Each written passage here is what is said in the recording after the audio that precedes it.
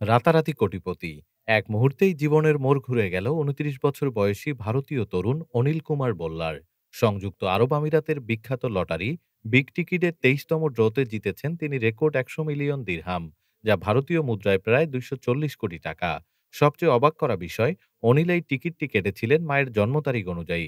কোনো জ্যোতিষ পরামর্শ নয়, শুধু ভালোবাসার টানে সেই নম্বর বেছে নিয়েছিলেন তিনি। আর সেটাই এনে দিল অবিশ্বাস্য ভাগ্য। প্রথমে খবরটা শুনে নিজেও বিশ্বাস করতে পারেননি অনিল। পরে জানতে পারেন তিনি আমির শাহীর ইতিহাসে সর্বপ্রথম ১০০ মিলিয়ন দিরহামের জ্যাকপট জয়ী।